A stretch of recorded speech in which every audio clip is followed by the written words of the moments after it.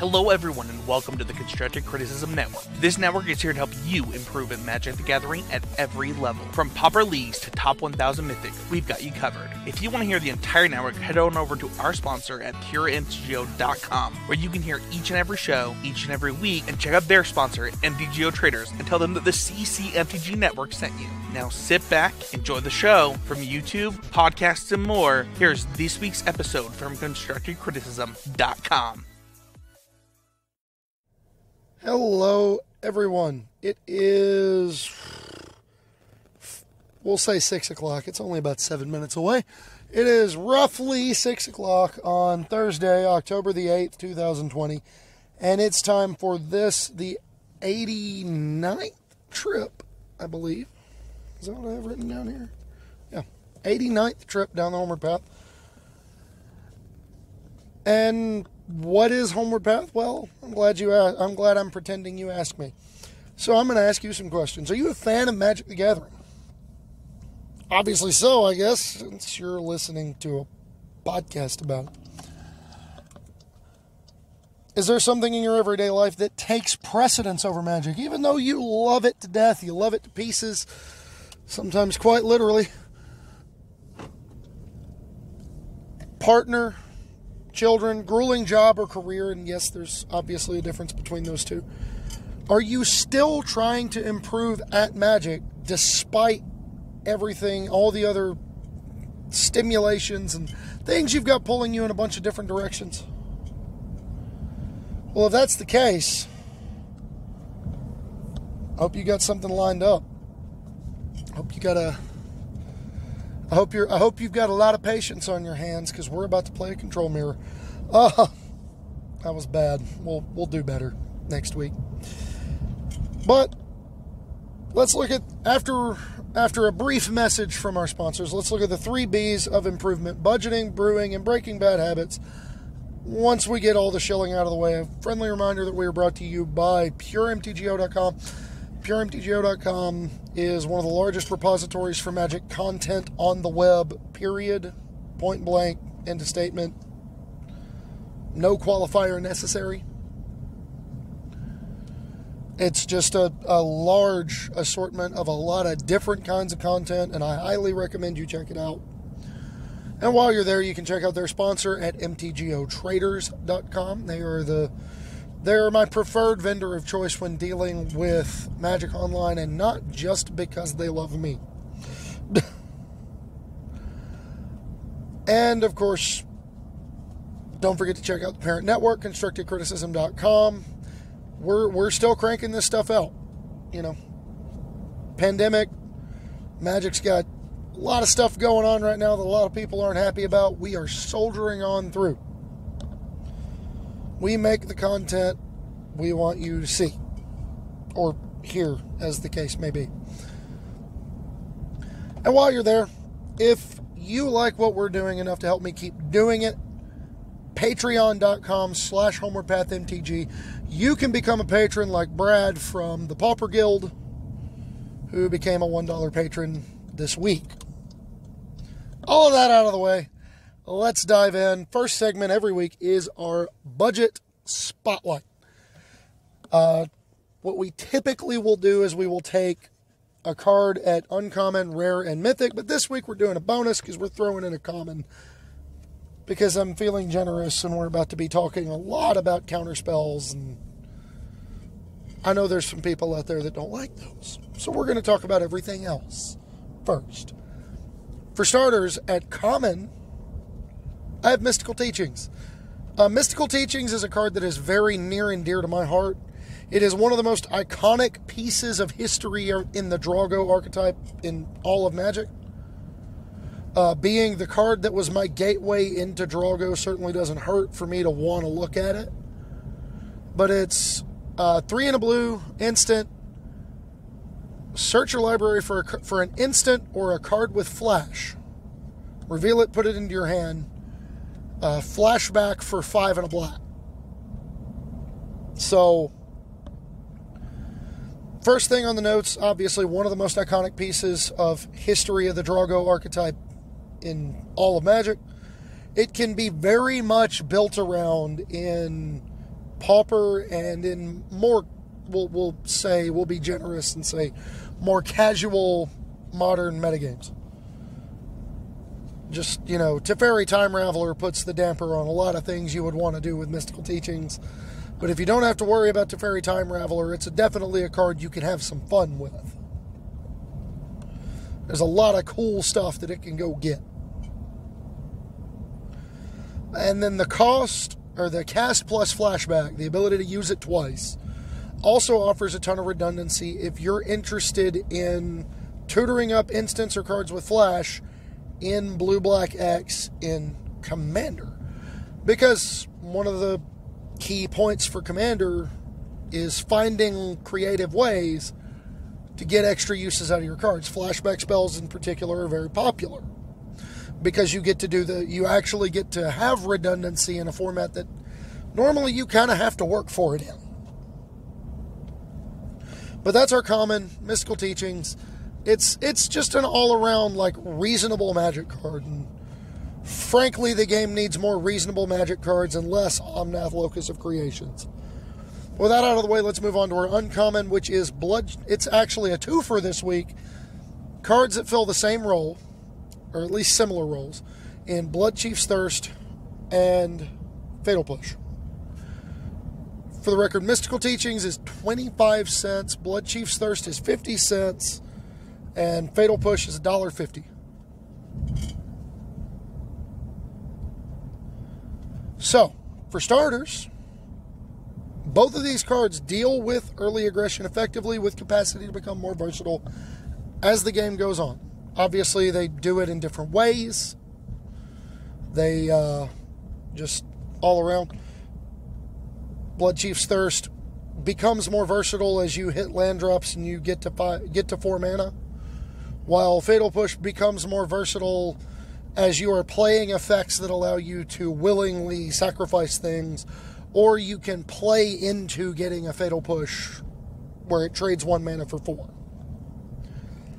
Push requires more specific support, while Blood Chief's Thirst just actively wants a longer game. And most importantly, both of these cards are excellent additions to your Pioneer and Modern arsenals. The fact that Blood Chief's Thirst can hit Planeswalkers is relevant. Not the 1 mana part, but the 4 mana part, having some legs later in games, even in matchups like Game 1 against Blue-White Control and Pioneer, Blood Chief's Thirst feels a whole lot better than Fatal Push does. I don't make the rules, them's just the breaks. That brings us to our rare. And this is one I kind of waffled over 2 or 3 different options at rare before I settled on the one that has actively won me games of Magic, and there is no reason it should just be a quarter. And that is Crawling Barrens. It is a colorless land. So taps for a colorless mana. And then for 4 generic, you can put 2 +1/+1 counters on it. And then you may have it become a 0/0 elemental creature.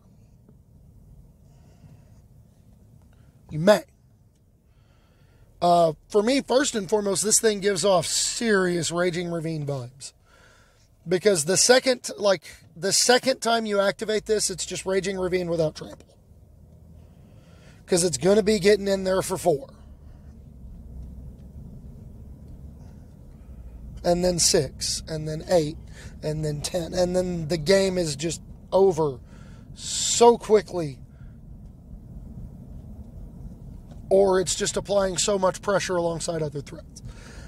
You don't have to expose Crawling Barrens to removal in order to make it bigger, unlike Raging Ravine.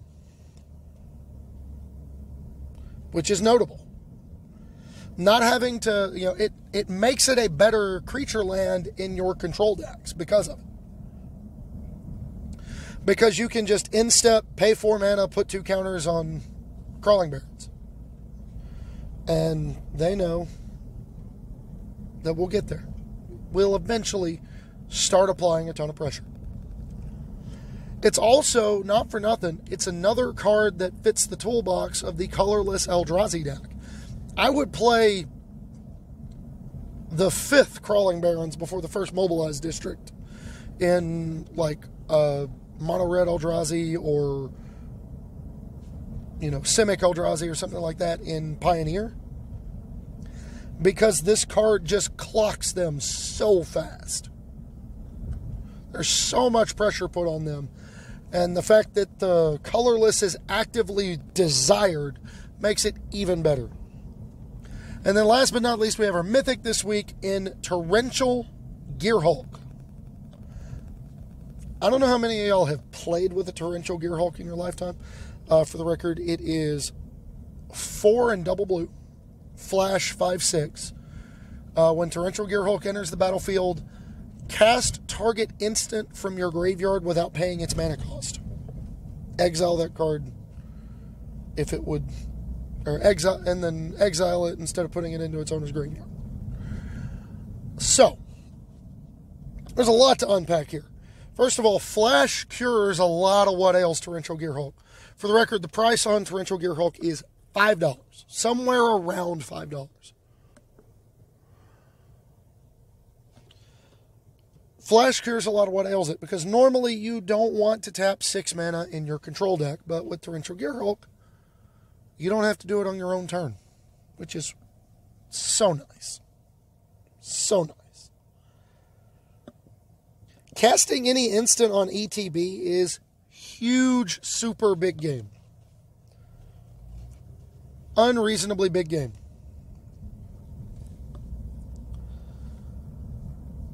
Any instant, just any of them. Let's run through some instants. Like, this card was one of the most played finishers in its time in Standard, to the point that it was splashed into the sideboards of mid-range decks. Sorry, flaked out there for a second. Splashed into the sideboard of mid-range decks to rebuy some just removal spells. Like, it was casting Harness Lightnings and Abrades, and it was really, really good. Like, if the worst thing you spend 6 mana on is kill your creature and make a 5/6, it's a pretty high floor. But the upside in Pioneer especially is when you start looking at some of the instants you have access to there. Oh my word. Dig Through Time is an instant that can be cast from your graveyard via Torrential Gearhulk for free. A lesser known, much lesser loved, but effective combination card with it nonetheless, if we're looking at a format like Commander where you want to play big splashy effects. End of the story is draw 4 cards and an instant.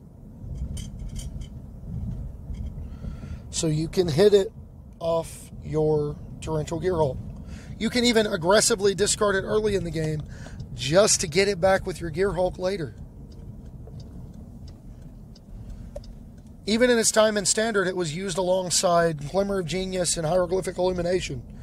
Scry 2, draw 2, get 2 energy, or draw 2 and cycle for a blue. So you would frequently aggressively cycle off your Illuminations early in the game with the understanding that you were going to Gearhulk back 1 or 2 of them later. Because it was really, really, really good. So all the way around, like, Torrential Gearhulk is just a reasonable Magic card. And definitely something worth getting into.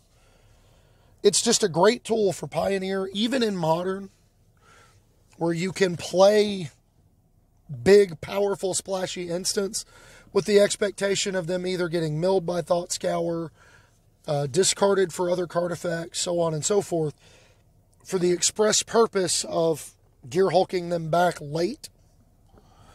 And then you look at Commander, like, there's, I'm sure, some busted instants I've never thought about trying to play alongside Torrential Gearhulk. Like, Dig Through Time is as far as my busted meter went. So, giving me access to more would be utterly horrifying.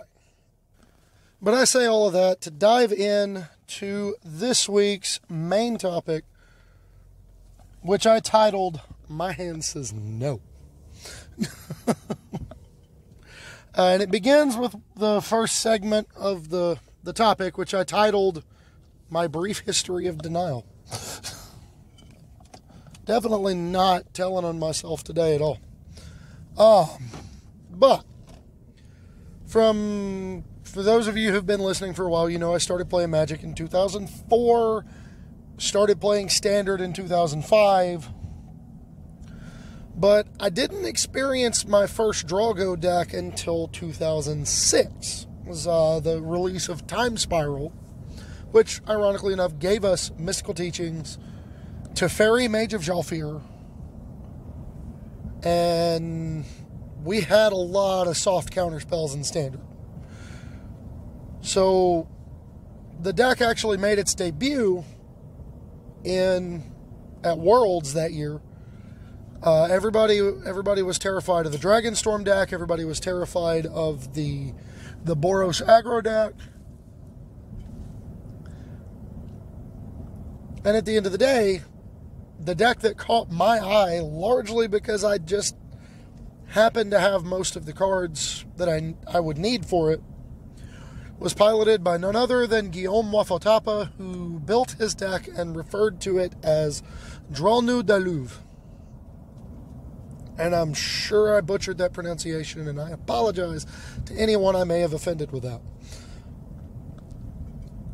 But what that deck showed me is what dedication to a theme can accomplish.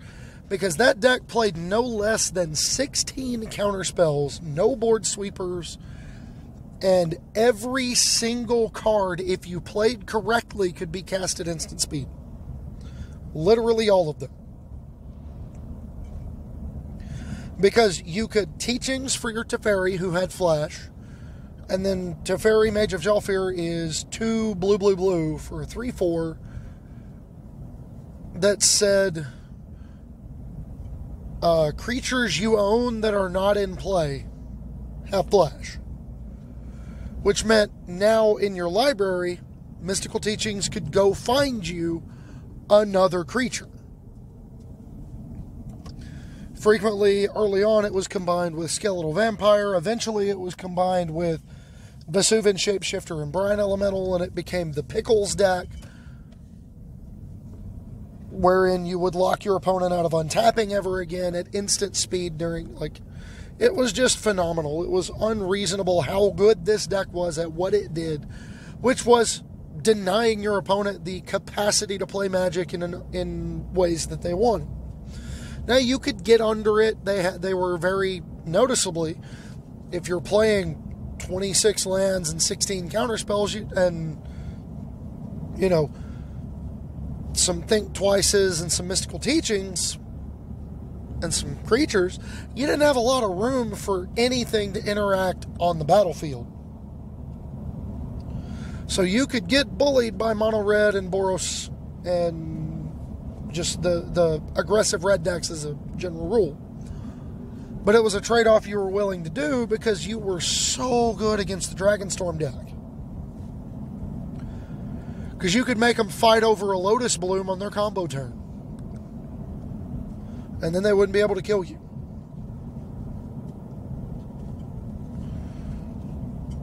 Sometimes you would play Teachings. You would splash, you would play Dreadship Reef and Watery Grave to splash Mystical Teachings, the flashback portion, into a blue-red control deck. So that you could play the flashback on Mystical Teachings to be able to go get, Mystical Teachings would be able to go get you Bogart and Hellkite whether you had Teferi or not. Mystical Teachings ended up making its way into Trisketron at some point, at least in our group, wherein you would be able to use Teachings to go get your win conditions in your blue Tron deck. And we had Signets to help smooth over the extra blue mana. Actually, I think we ended up playing Prismatic Lens in the deck to help smooth over the mana. But, that was probably the Draw-Go deck that I played for the longest period of time and had the most iterations, including a combo control variant, wherein we combined Niv Mizzet the Firemind with Ophidian Eye. We could Teachings for Niv Mizzet at an instep with Teferi on the battlefield. We could flashback the Teachings to go get Ophidian Eye, flash in the Niv Mizzet the next turn, untap, cast Ophidian Eye, targeting Niv Mizzet, and draw our library, killing our opponent in one fell swoop. Because Ophidian Eye said whenever the enchanted creature deals damage to a player, draw a card. And Niv Mizzet says you can tap to draw a card, and whenever you draw a card, deal 1 damage.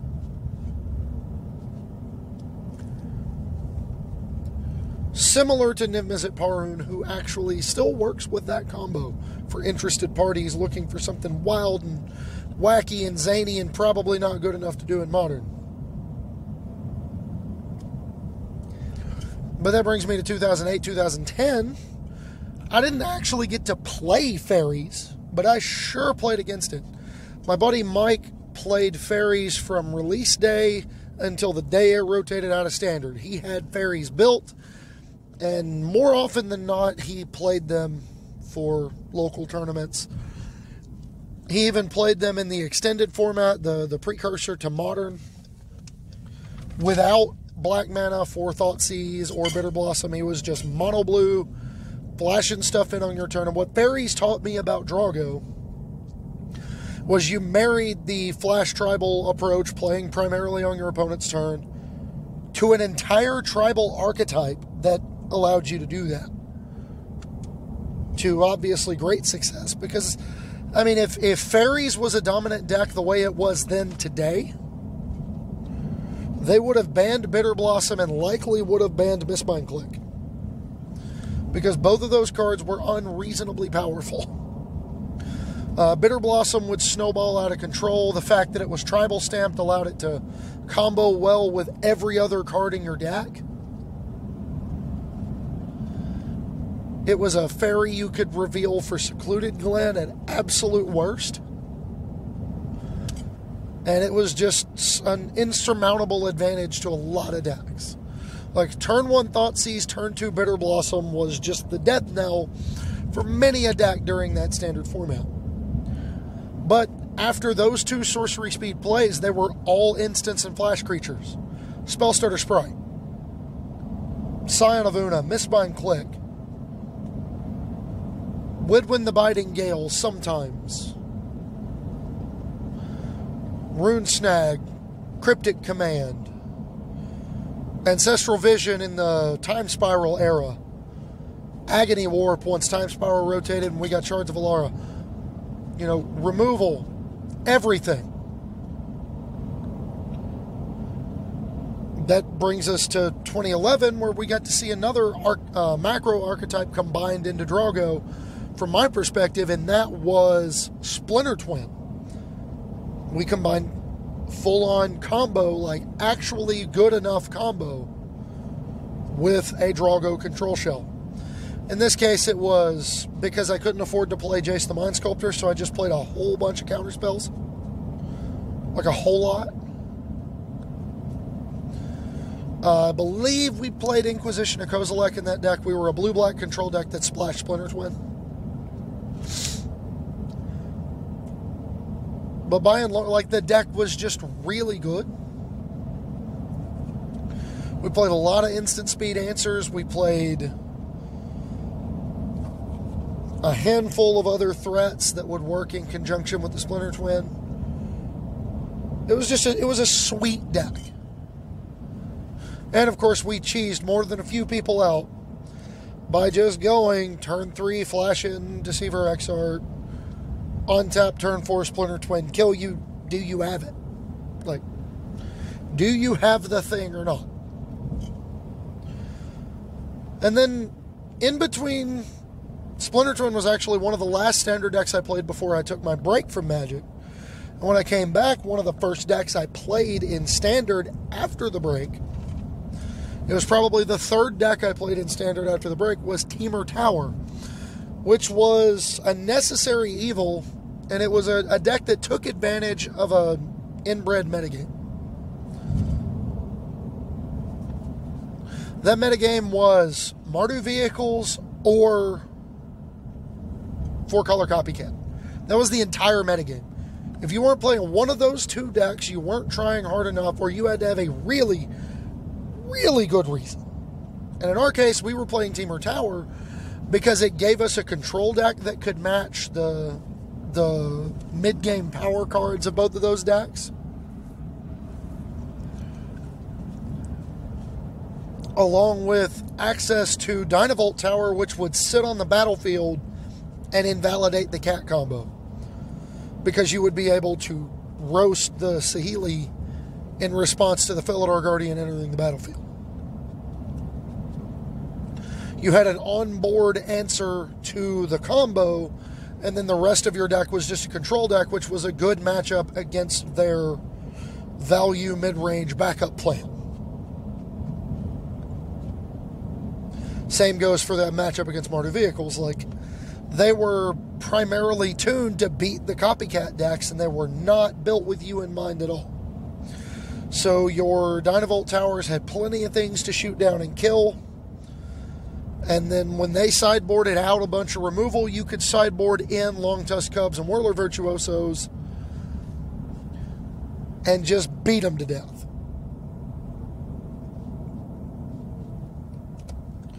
But summer 2017, once we got Amonkhet and Our Devastation, I actually played another look at Drago. I had one copy of a spell that I intended to cast on my own turn, or one copy of a threat that I intended to cast on my own turn, and 2 copies of a board sweeper that I wanted to cast on my own turn. The threat was the Scarab God, because come on, why wouldn't it be? And the board sweeper was Hour of Devastation. 5 damage to all creatures and non-bolus planeswalkers, and permanents lose indestructible until end of turn. So it's just get everything out of here.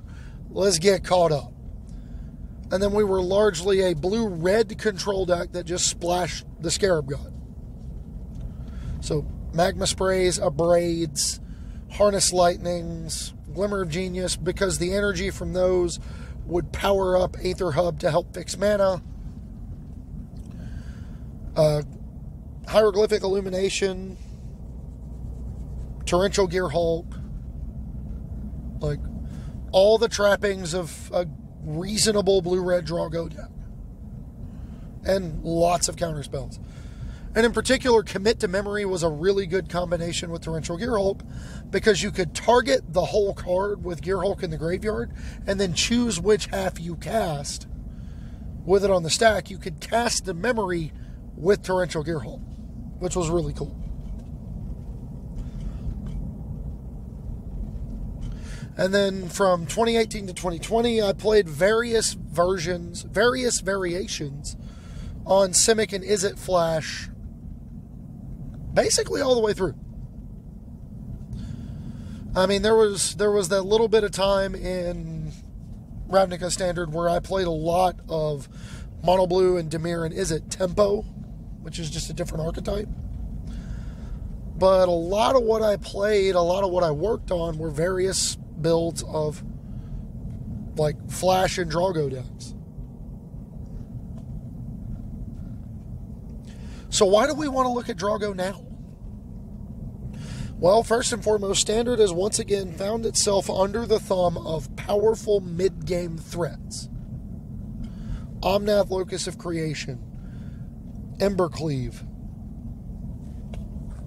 I know there's Winota, Joiner of Forces, Torbrand. I mean, you look at the control decks that exist currently, Shatter the Sky, 4-drop. Omnath, Locus of Creation. I can't really bring that one home enough. That one's really probably too good. The deck's designed to prey on these mid-range / value shells that are overwhelming the format are reasonable matchups for a deck that just says no a bunch. Like, the aggro decks that exist in Standard can apply a ton of pressure and feel very, very much reasonable. But a lot of their success is predicated on your opponent not having disruption. You know, if you counter the Embercleave or you counter the Torbrand, kill the Akum Hellhound early, it's hard for them to consistently generate pressure. And then you got decks like Selesnya Counters that are really good at building a big board that's hard for these other decks to keep pace with. And in this case, the Dimir Drago deck has access to lots and lots of removal and counter magic to both keep from falling too far behind and start to pull ahead in the mid-game by double spell, which is exactly what Drago wants to do. Between main deck and sideboard, we have reasonable access to answers to just about anything. Obviously, we have difficulty answering an on-the-battlefield artifact, and there is exactly one card that lets us choose which on-the-board enchantment we deal with. And we're not playing. But most importantly, and the biggest reason to look at this deck right now, is you go into every matchup with a different goal than your opponent. Your game plan is, strictly speaking, wildly different than what your opponent wants to be doing. Your opponent's coming in looking to leverage these powerful proactive cards, cards like Omnath, cards like Genesis Ultimatum, cards like Escape to the Wilds, Lucky Clover, Granted, to go get more powerful cards. They're trying to win the game. As a Drago deck, you have a completely different mentality.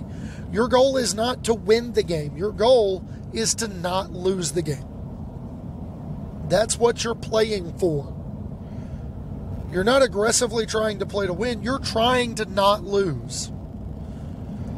And that psychological difference between what you're doing and what your opponent is doing can make all the difference in the world. The best example I can give goes all the way back to Star Trek The Next Generation. And this is a wild tangent, but it's a good one. Wherein Data was having trouble in a strategy game against a War Games expert that had joined the Enterprise for this week's episode. You know, Data was really, really good at the game because of his, cold android intellect at devising tactics and strategies. But he got beat by the other guy because the other guy had a superior tactical mind. The other one was able to quickly seize decisive victory from Data when they were both going after the same things. So when they rematched, Data played a different plan. Instead of trying to aggressively go after the victory, Data sat back and played the game with a draw as his end goal. He wanted a stalemate. And his adversary eventually got up in frustration and left the room. And that's the power of playing with a different goal than your opponent. It's very similar here. We're looking to lose in the short term, lose resources, lose pace, lose ground in the early game. But in exchange, we want to be able to cut off our opponent's avenues to victory. It doesn't matter if they hurt us as long as they don't kill us. So let's dive into our card choices. Turn on a little light here. Sorry. I mean, nobody's watching, strictly speaking, or listening, but still. I categorize these by the roles they play in the deck. This is a standard blue-black Drago control deck. There are a total of 6 cards that we intend to cast at sorcery speed.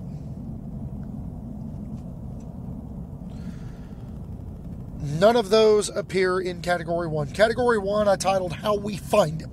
How we find the things we need to survive. We're playing 4 copies of Solundi Vision, 2 copies of End of the Story, and 1 copy of Thirst for Meaning. Of these slots, I'm the most rigid on playing 4 copies of Solundi Vision. For 2 reasons. One, it's a flip land, and we'll understand why in a little bit, why I don't want to cut any of those. But 2, it's just a really, really good card selection spell. It looks 6 cards deep for 3 mana at instant speed and finds an instant or sorcery. Notable because all of our flip cards that we're playing, all of our modal double-faced cards, I'm going to call them flip cards, I'm going to call them spell lands, whatever you want to call them. All of the ones we're playing in here are instants or sorceries. Most of them are instants. Actually, yeah, all of them. All of the flip cards we're playing are instants, which means we can Solundi Vision to find a land, which is really valuable here. End of the Story was a card I chose because I've had success with it in the past in similar shells, where I was buying all the way in on making 1-for-1 exchanges early in the game. Instead of trying to pay it off by playing a bunch of little 2-for-1s, I chose to try to pay it off by playing 2 big 4-for-1s.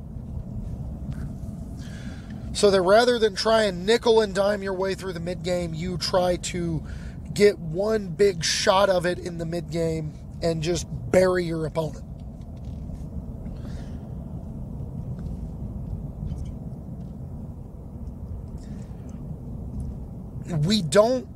We're not constructed to try to make End of the Story into a 4-drop as quickly as possible. We're not playing mill. It is a 7-drop that is sometimes conveniently a 4-drop. Please do not get that twisted.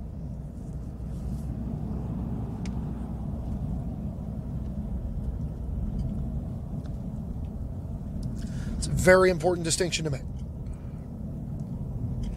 And I chose instants for all of these card draw abilities over cards like Maze-Mind Tome or See the Truth or, Boon of the Wish Giver that you can cycle away if you can't cast it. I chose instants for the ability to find them with vision. I chose instants over Maze-Mind Tome, Omen of the Sea, things of that nature, because you can't find Maze-Mind Tome or Omen of the Sea with Solundi Vision. And sometimes you have to look 6 cards deep to find a draw spell. It's just a thing you have to do. Thirst for Meaning was chosen as a way to, draw 3, discard 2 is by far the most common mode on this. And sometimes you are going to be flooding out and you need to find action. An acceptable deviation from that would be Reign of Revelation, which is 3 in a blue, draw 3, discard 1 at instant speed. But I chose Thirst for Meaning because of the ability to double spell earlier in the game. Just the fact of the matter is it double spells earlier. Both of them dig 3 cards deep. You are frequently going to have some dead cards in your hand. It's just a really good all-around way to catch you up. Now we have how we stop it. Our counterspell suite. We're playing 4 copies of Mystical Dispute, 3 copies of Jawari Disruption, 2 copies of Neutralize, and 2 copies of Essence Scatter. That is good for 11 counterspell effects.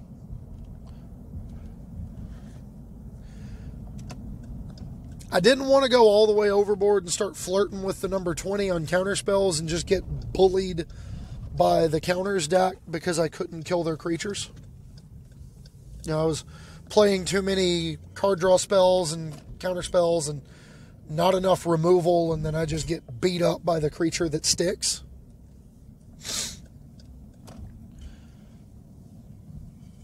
And quite frankly, there are too many things in the format that punish counterspells. Cunning Nightbonder out of the Rogues deck is something that will punish playing too many counterspells.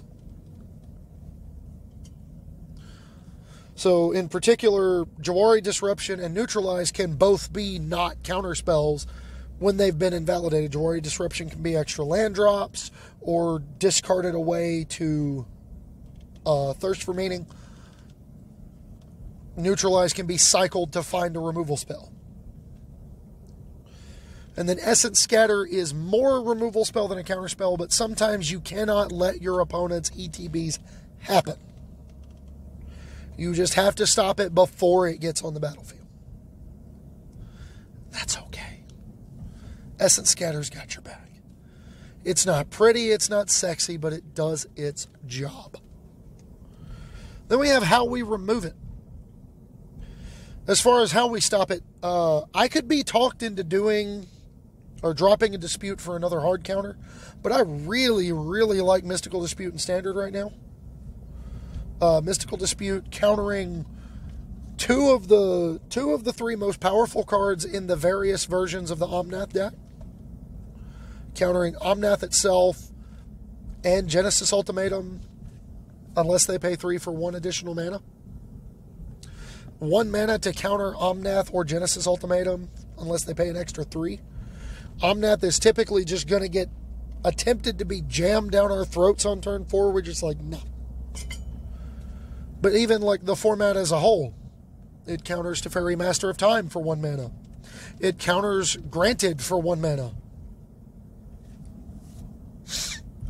Or keeps them from being able to cast the card they granted for on the same turn.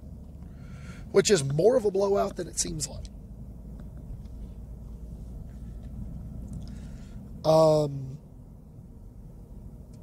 And Jawari Disruption just plays like a better Censor.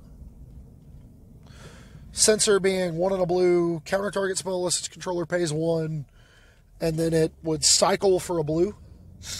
Meaning you still had to play lots of lands in order to hit your land drops.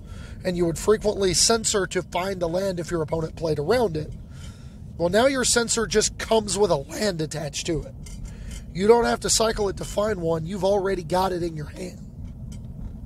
That's big game. That's mega, super, ultra huge game. Cannot be overstated how valuable that kind of utility is. Next up, and when it comes to, Essence Scatter, I could also see splitting hairs and going 1 scatter, 1 negate with the other copy of each in the board for the ability to kind of be a general purpose Swiss Army knife game 1 and then board more specifically. Or in the appropriate matchups where the tempo swing is really important, being able to board up to all 4. Spoilers, we still can. I favor Scatter because the creature decks are going to be more prevalent, especially on the ladder, where players are just trying to get in their quick games. You're going to see a lot more of the aggro decks, the rogue decks, and Scatter is just a strictly superior Magic card in those matchups. But how we're removing it: 3 copies of Bloodchief's Thirst, 3 copies of Eliminate, 2 copies of Heartless Act, 1 copy of Hagara Mauling, and 3 copies of Extinction Event. All of this is very important. These numbers reflect the amount of respect I have for these fast aggro decks and these just low to the ground creature decks that exist in the Standard format right now. They banned Uro, so those matchups are not just a strict buy for the Omnath decks anymore. They absolutely can win those matchups, and it's not as hard as it should be. But these numbers respect our softness to fast aggro or mid-range. If they get on the board too early, we are going to get beat down because we've got to find answers, and they just have to keep throwing threats at the table. That's not great for us.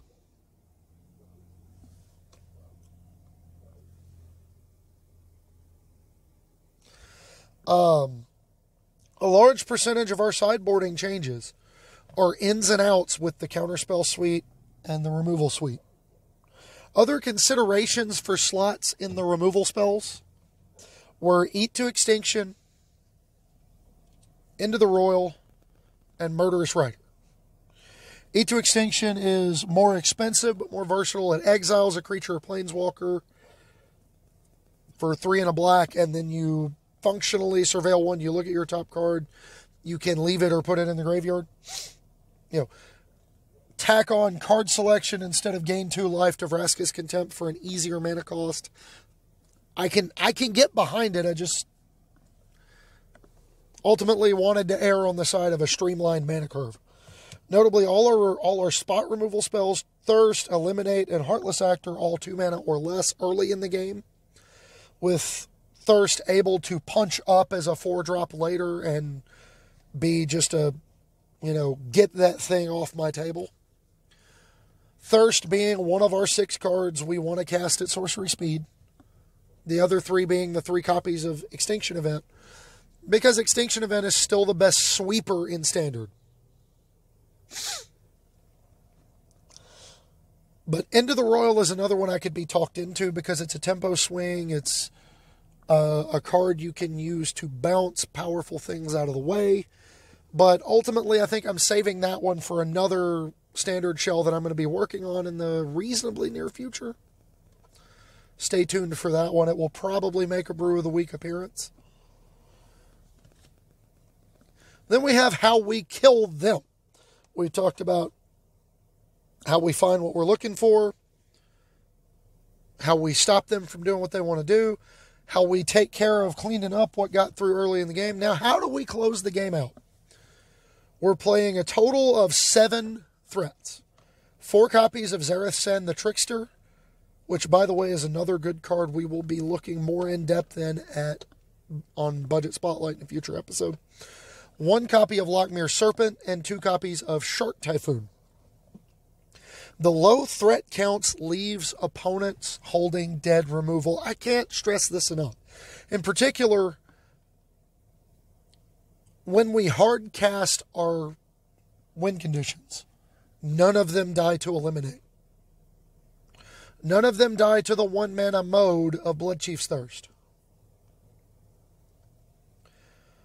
Of the bunch, only Zareth San dies to the 2-drop 4 damage to a creature or planeswalker. So all the way around, this seems thoroughly reasonable. And Zareth may be too cute. It may be more correct to just max out on like 2 Serpents, 4 Shark Typhoons, and play another land.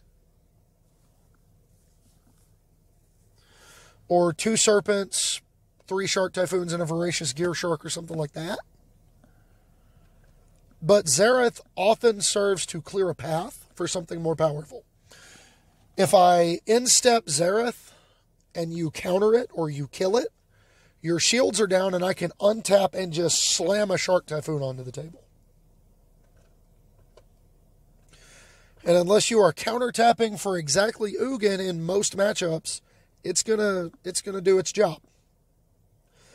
Plus, if the Zareth Sen is working, if you're functioning, you're not too far behind, you clear the board, you get the Zareth down, and then you get to connect with it. I had an unhealthy affection with Ink Eyes Servant of Oni when it was in Standard, and Zareth Sen is just a better Ink Eyes because I can steal your planeswalkers or your lands. Yuck. And then Serpent was chosen over other big dumb flash creatures because Serpent can come back from the graveyard, meaning it's a decent discard early in the game for Thirst for Meaning. In game 1, if they see it in game 1, they may board into Soul Guide Lantern, play accordingly. Or, it's kind of rough if they have Kroxa and they're aggressive about using it. But the ability to both hate the graveyard and return the Serpent to your hand, for the price of 2 mana, like, you get to neutralize graveyard-based threats and draw a 7/7. And the fact that it can become unblockable is relevant as well. And then we have how we cast it. 22 lands, including, obviously, 4 copies each of Clearwater Pathway and currently Temple of Deceit, although I could be talked into playing Zagoth Triome, or doing a split so that you have the Scry early to help you keep hitting land drops, and another card to help you mitigate mana flood later. But we're also playing 1 copy each of Crawling Barrens, Castle Locthwain, and Castle Vantress. And then I genuinely can't remember the numbers on Swamp Island, but I skewed a little bit towards Swamp because I wanted to be able to hit double black for Bloodchief's Thirst. And all but Hagara Mauling of our spell lands are blue. And I think I played all 4 Fabled Passage as well. But with 8 spell lands, we're playing 30 potential mana sources, even though we only have 22 lands. And with Selendi Vision, by virtue of our 8 spell lands to dig for, we can actually use it to dig for land. I reiterate that because it's really, really, really good. And last but not least, we have the sideboard, which I titled, How We Fix It. 2 Negate, 1 Heartless Act, 4 Hunted Nightmare, 2 Pestilent Haze, 3 Duress, 2 Soul Guide Lanterns of our own, and 1 Shark Typhoon. Nightmare is part of my on-the-play package. I say on-the-play in air quotes. In matchups where getting on the board first and protecting that lead is going to be valuable, I want to bring in Hunted Nightmare. Because it can frequently just clock the opponent. It is a 4/5 menace for 3 that gives your opponent's creature a death touch counter.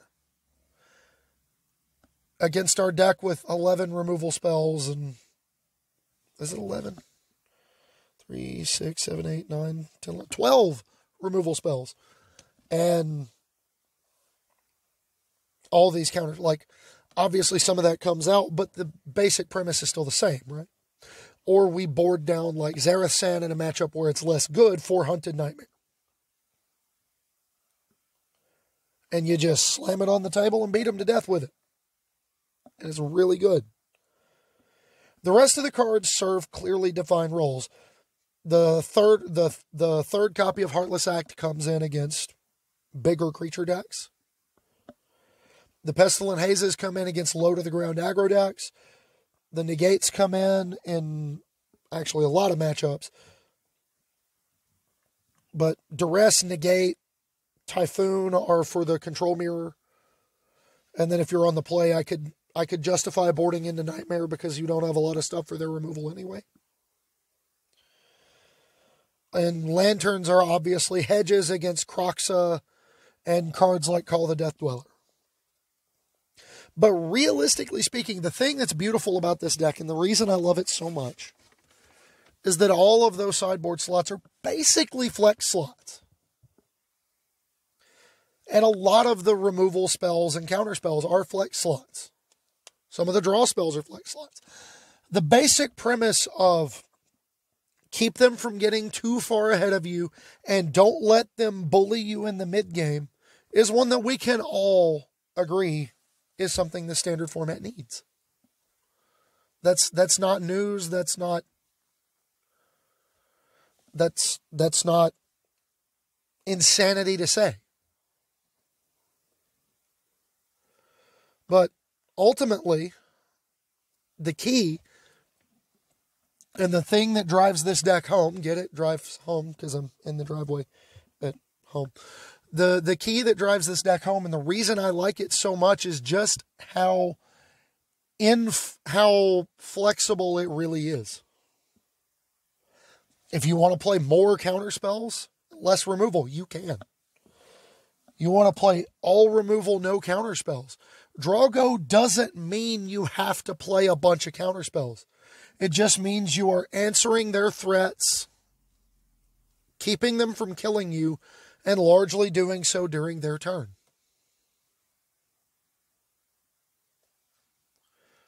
That's what Draw-Go means. And that's okay. That's what this standard format needs more of. Make them work for it. That is the mantra of the Draw-Go player.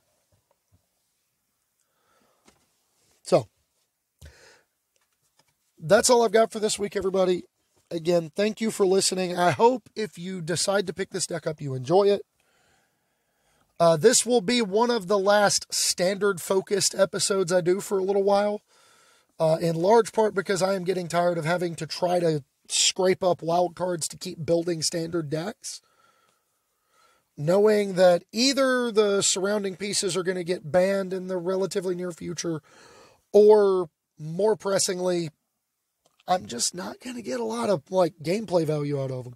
I have not been able to play as much as normal recently, so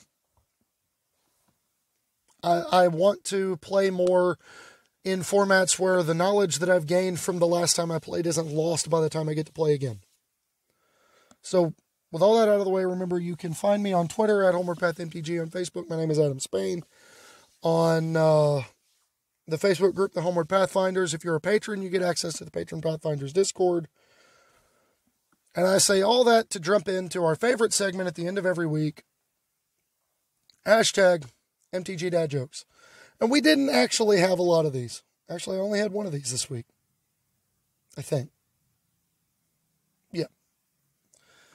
But it was a doozy from our newest patron, Brad, who said this could easily have been named Frat Boy because it has an affinity for parties. In Seagate Colossus, it's a 7-drop, 7/5, costs 1 less to cast for each creature in your party.